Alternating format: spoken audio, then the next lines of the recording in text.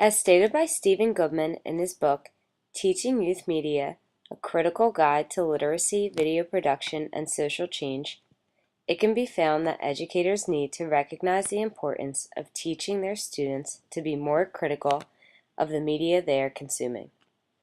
Goodman also states that among the most effective strategies for teaching critical literacy is for students to create their own media.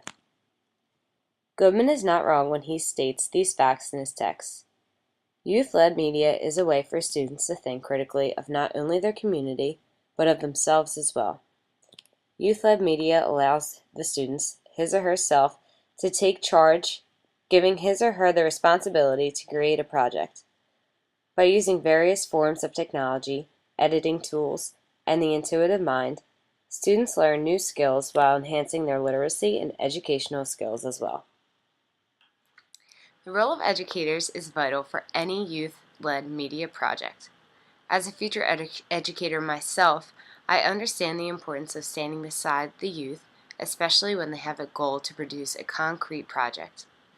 Having the support of any adult, especially an educator, gives students a sense of security and hope that they will accomplish something extraordinary.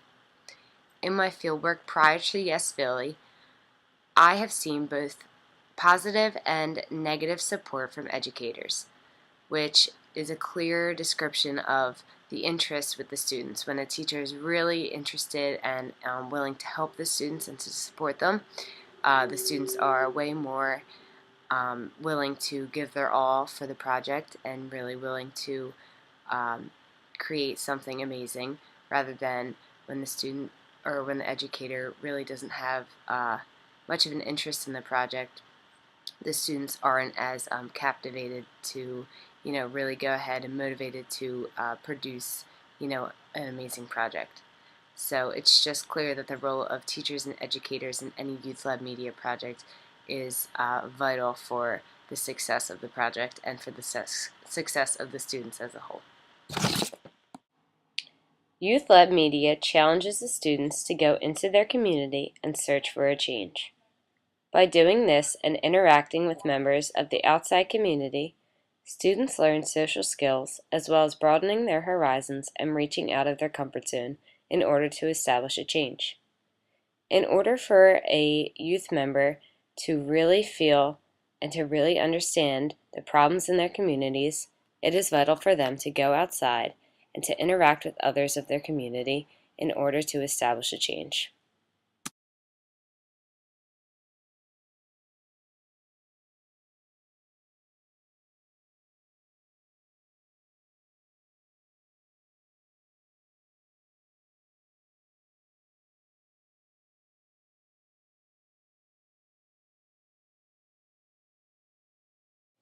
Media education is expanding through each and every school throughout the nation. Due to this new wave of education, students are encouraged to critically analyze the media in the world. Because media is so prominent in the lives of the youth members of society, it is important that they have the skills to know factual media and other media rather than information given to simply please an audience. At YES301, research and questioning is a key factor in each classroom, especially within Mr. David Cooper Moore's Media Technology Room. He challenges his students to complete an in-depth research before any media production is produced and assures his students are gathering legitimate and accurate data before another project is recorded.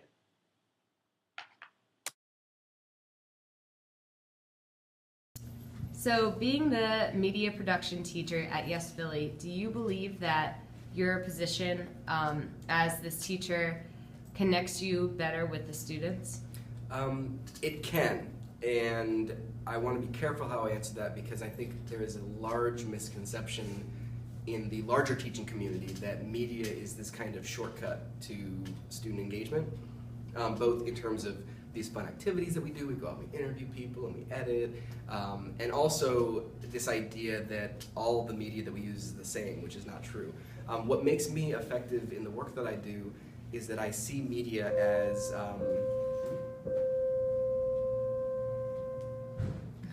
So one thing that makes me effective, I think, in the work that I do is that I see media as an extension of my students' lives. And media is a huge component of how they see the world, the information they have about the world, the way they express themselves in the world, the music they listen to, the videos they watch. All of that stuff are really meaningful pieces in the whole human being of the person that you're working with. And so the media production teacher who also has that view of media and its role in sort of the media ecology of students' lives, that can be a really powerful connection, right? So students who listen to certain kinds of music and want to produce it themselves, they watch certain kinds of music videos and they want to make one, or they see this issue and they see a short little documentary on YouTube and they want to do that. Being sensitive to how media engages with where they're at and how it is a part of their everyday lives is what makes the media production piece work.